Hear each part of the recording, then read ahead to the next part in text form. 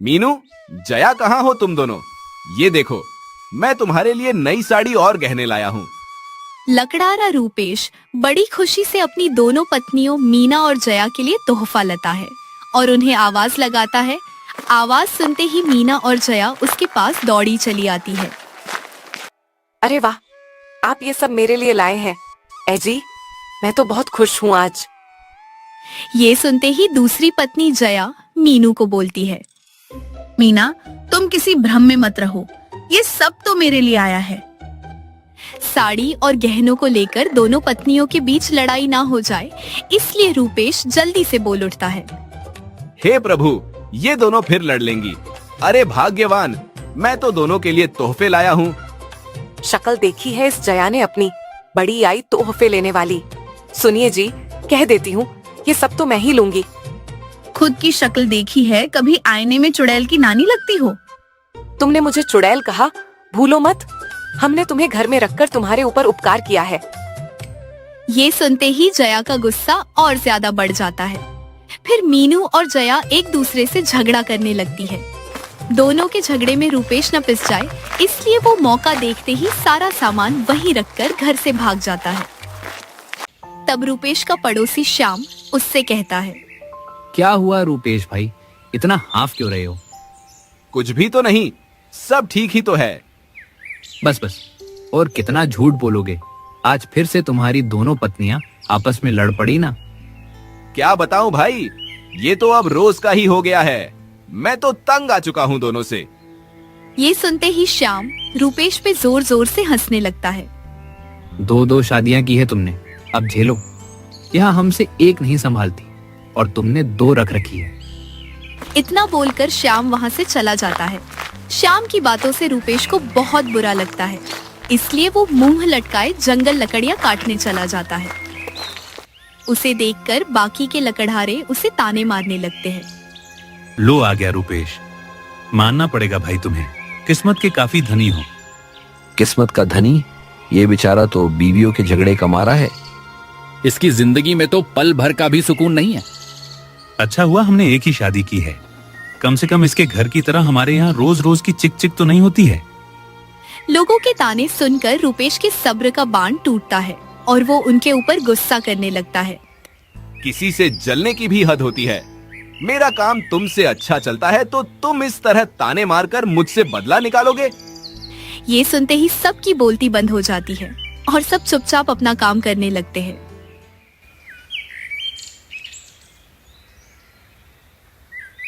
शाम होती है, सब अपने अपने घर चले जाते हैं। रूपेश रास्ते में चल रहा होता है, तब श्याम की माँ, अरे रूपेश, कहाँ थे सुबह से? तुम्हें अपने घर का कुछ ख्याल भी है कि नहीं? क्या हुआ मौसी, ऐसा क्यों कह रही हो? जाकर देखो अपने घर में, कैसे तुम्हारी दोनों पत्नियां चूहे बिल्लियों की तरह लड़ रही हैं। इसमें कोई नई बात नहीं है मौसी, मेरे घर में तो 2 पल का सुकून भी नहीं मिलता है। भरी दोपहरी को तो आधा गांव तुम्हारे घर जमा हो गया था। सब हंस रहे थे उन पर, दोनों ने तो तुम्हारी नाक कटवा दी। रूपेश जहाँ जहाँ जाता उसे उसके बीवियों की शिकायत ही मिलती। श्याम की माँ ने उसे दिन भर की सारी बात बताई और रूपेश परेशान होकर घर चला गया। दिन भर का थका हारा रूपेश घर पहुँचते ही बोला, मुझे बहुत भूख लगी है, आज तो बहुत थकावट हो गई, कोई खाना लेकर आओ। कुछ देर बाद मीना और जया खाना लेकर रूपेश के पास आती है। तब जया, देखो तो कैसे अच्छा बनने का ढोंग कर रही है, जैसे हम इसे जानते ही ना हो। कहना क्या चाहती हो, साफ साफ कहो। मैं कहना सिर्फ इतना चाहती हूँ कि मैं जो खाना लेकर आई हूँ ये वही खाएंगे। सपने मत देखो, ये तो बस मेरे हाथों का बना खाना खाएंगे। दोनों जिद पर अड़ जाती है और इस बीच बेचारा रूपेश फंस जाता है। अब आप ही फैसला कीजिए, आप किसके हाथों का बना भोजन खाएंगे? हाँ, आप ही बताइए, मेरे हाथ का स्वादिष्ट भोजन करना है या इसके हाथ का जला खाना चाहिए? दोनों अपनी बुलंद आवाज में रूपेश से सवाल पे सवाल करने लगती है। रूपेश किसी एक का पक्ष लेकर दूसरी को निराश नहीं करना चाहता था, इसलिए वो परेशान होकर मन में उनसे बचने का उपाय सोचने लगता है। इन दोनों ने तो मुझे धर्म संकट में फंसा दिया है। एक काम करता हूँ, कोई बहाना करके थोड़ी देर के लिए बाहर चला जाता हूँ। इतना सोचकर रूपेश घबराते हुए उनसे कहता है, अरे मैं तो भूल ही गया था, मुझे श्याम से कुछ जरूरी काम है, मैं बस कुछ देर में आता हूँ। रात होने वाली है, अभी क्या काम है आपको? लो, भला अब लोग इसके डर से काम भी करने ना जाए। तुम अपना मुंह बंद रखो। माहौल फिर से गर्म होने लगता है। दोनों एक दूसरे को ताने पे ताने मारने लगती है, जिससे परेशान होकर रूपेश उन्हें डांट देता है। तुम दोनों का कुछ नहीं हो सकता है, मैं नहीं झेल पाऊंगा तुम्हें, जो करना है करो। इतना बोलकर रूपेश बिना कुछ खाए ही बाहर चला जाता है और चौक पे एक पत्थर पे जाकर गुमसुम बैठ जाता है। हे प्रभु, ये तूने मुझे किस दुविधा में डाल दिया है? क्या दो शादी करना इतना बड़ा जुर्म है, जिसकी सजा तू मुझे रोज रोज देता है? रूपेश उदास मन लिए भगवान से अपने भाग्य की शिकायत कर रहा था। तभी श्याम उस रास्ते में बाजार से सब्जियां लेकर आता है और उसकी नजर रूपेश पे पड़ती है। अकेले क्या बड़बड़ा रहे हो रूपेश? दिमाग ठिकाने पर तो है ना? जिसके घर में रोज क्लेश होता हो, उससे तुम समझदारी की उम्मीद कैसे कर सकते हो? अब क्या किया मेरी दोनों भाभीियों ने? भले ही श्याम 2 शादियों को लेकर रूपेश का मजाक उड़ाया करता था, पर मुश्किल वक्त में रूपेश का बहुत साथ भी देता था। इसलिए रूपेश ने बिना झिझक के उसे सारी बात बता दी। तब श्याम, मैं ताजी ताजी सब्जियां लेकर आया हूँ, चलो आज मेरे घर खाना खा लेना। अरे नहीं नहीं श्याम, मैं तुम्हें तकलीफ नहीं देना चाहता हूँ। इसमें तकलीफ कैसी? हम पड़ोसी हैं, इतना तो मैं कर ही सकता हूँ। इतना बोलकर श्याम जबरदस्ती रूपेश को अपने घर लेकर चला जाता है। फिर वे लोग वहाँ बड़े सुकून से खाना खाने लगते हैं। तब रूपेश भावुक होकर कहता है, यहाँ कितनी शांति है भाई, कोई शोर नहीं, कोई झगड़ा नहीं। एक अरसा हो गया ऐसा माहौल देखे। तुम अपनी पत्नियों को समझाते क्यों नहीं? पूरे गांव में तुम्हारी पत्नियां सबसे बहुत बुद्धिमान हैं, फिर इतनी छोटी बात क्यों नहीं समझती? मैं तो थक गया हूँ दोनों को समझा समझा कर, शायद मेरे नसीब में यही सब झेलना लिखा है। रूपेश बहुत मायूस होकर ये सब कहता है। कुछ देर बाद खाना खत्म करके रूपेश मुंह में चुप्पी लिए वापस अपने घर की ओर चल देता है। उसे यूं मायूस जाता देख श्याम की माँ श्याम से कहती है, मुझे तो बहुत तरस आता है इस बेचारे पे। उस एक हादसे ने इसकी पूरी जिंदगी बर्बाद कर दी। एक हादसे ने रूपेश के चेहरे से सारी खुशी छीन ली। अब पता नहीं ये पुरानी हंसी कब हंसेगा। दोनों माँ बेटे को रूपेश की हालत पर बहुत तरस आता है, इसीलिए रूपेश के जाने के बाद भी दोनों उसी की बातें करते हैं।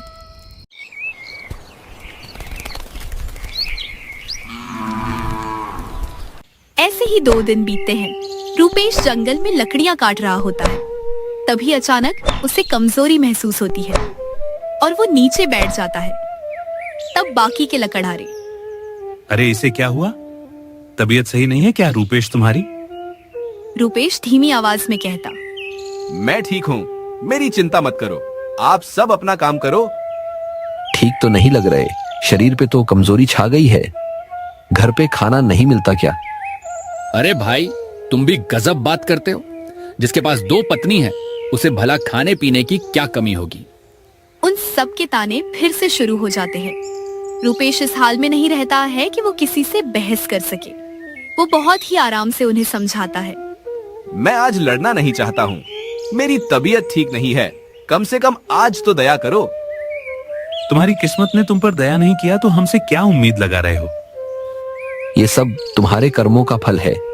जब तुम्हें 2 शादी करने में शर्म नहीं आई तो अब ताने सुनने में क्यों आ रही है? रूपेश की मदद करने के बजाय बहुत देर तक सब उसे सुनाते रहते हैं। बोलते बोलते थक जाने के बाद वापस से अपना काम करने लगते हैं।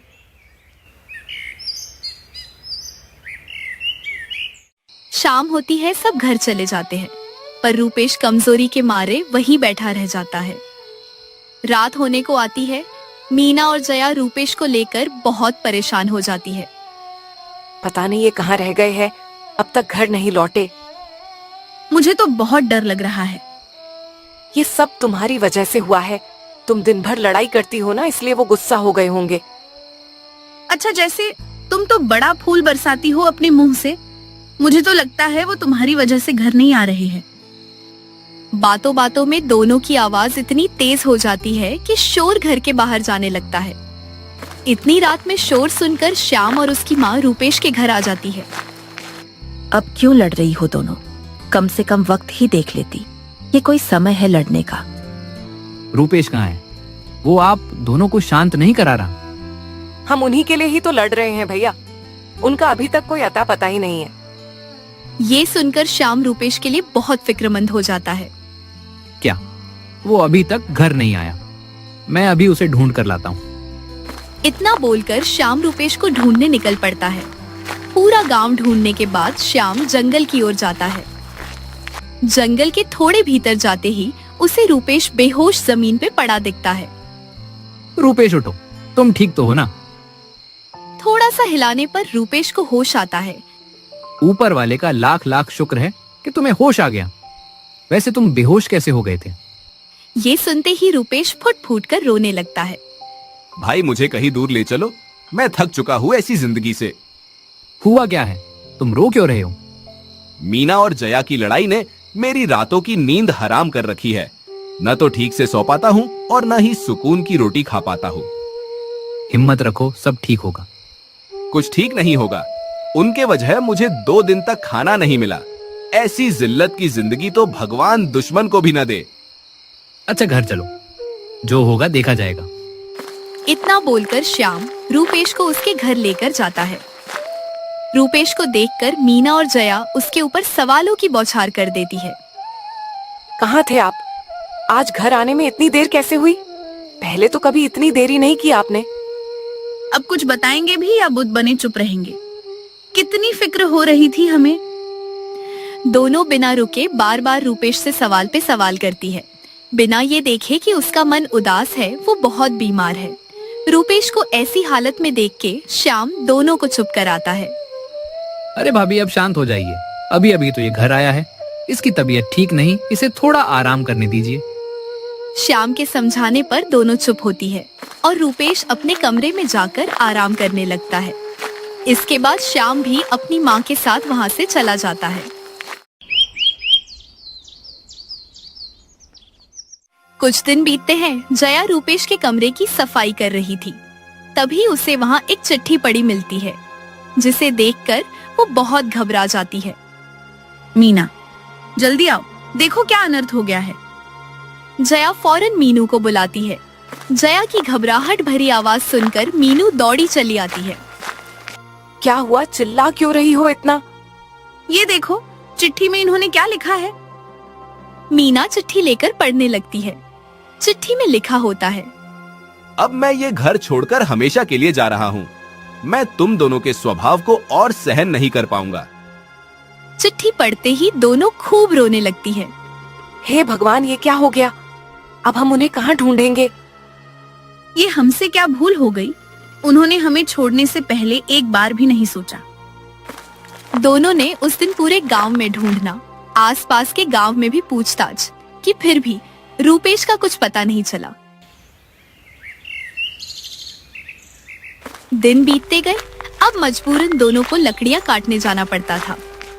मीनू, मुझे नहीं लगता अब वो वापस आएंगे। हाँ, हमें ही अब सब संभालना होगा। पर हमें कौन संभालेगा? उनकी बहुत याद आती है मीनू। मैंने अब सब कुछ किस्मत के भरोसे छोड़ दिया है। हमने गलती की है तो भरपाई भी हमें ही करनी होगी। इतना बोलकर दोनों लकड़ियां काटने लगते हैं। तभी एक लकड़हारा कहता है, सच कहूँ तो मैं अब थक गया हूँ इतनी मेहनत कर करके। वही ना, जीवन में हम कभी धनी होंगे कि नहीं? वे सब लकड़हारे जल्दी अमीर बनना चाहते थे। इसी सिलसिले में वे आपस में चर्चा करने लगते हैं। मीना और जया उनकी बातें गौर से सुनती है। रात होती है। दोनों एक साथ बैठकर खाना खा रही थी। तब मीना बोलती, जया, मेरे दिमाग में एक सुझाव आया है। क्या सुझाव है? बोलो। गांव वालों को जल्दी से धनी होना है। क्यों ना हम इसमें उनकी मदद करें? हो सकता है सबकी मदद करता देख हमारे रुष्टपति घर वापस आ जाए। ये बहुत अच्छा सोचा तुमने। दोनों ने रुपेश को वापस लाने का ठान लिया था। अगले दिन जंगल जाकर वो सभी लकड़हारों को अपनी तरकीब बताती है। क्यों ना हम सब लकड़ियाँ एक जगह इकट्ठा करके बाजार में खुद ही इन्हें बेचे और पूरे दाम ले। नहीं नहीं, हमें किसी व्यापारी को ही बेचना होगा। हम इतने पढ़े लिखे नहीं हैं कि खुद व्यापार कर सके। आप सब हम पर भरोसा कीजिए, हम दोनों अच्छे से व्यापार कर सकती है। ये सुनकर लोग कुछ देर सोचते हैं। फिर दूसरा लकड़हारा कहता, इनकी बात मान लेते हैं भाई।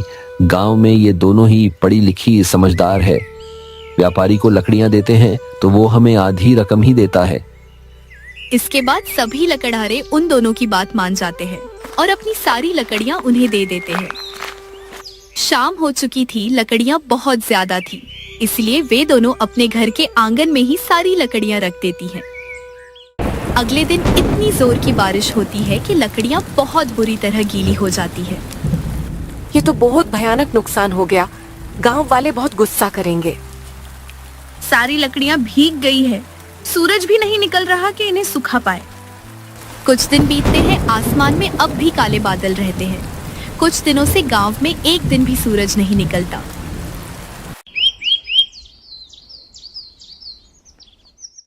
मीनू और जया उदास घर में बैठी थी। तब सभी लकड़हारे उनसे पैसे मांगने जाते हैं। आज तो पैसे मिलने का दिन था ना, लाओ हमारा मुनाफा। मीना और जया सारी बातें सच सच सबको बता देती है, जिससे लोग भड़क उठते हैं। हमें तुम्हारी बातों में आना ही नहीं चाहिए था। कर दिया ना नुकसान। बारिश का महीना आने वाला है, हम कैसे गुजारा करेंगे। लोगों के तानों और कड़वी बातों ने दोनों के स्वाभिमान को बहुत ठेस पहुंचाई थी। इसीलिए दोनों ने घर में रखी सारी जमा पूंजी मुआवजे के तौर पे सबको दे दी।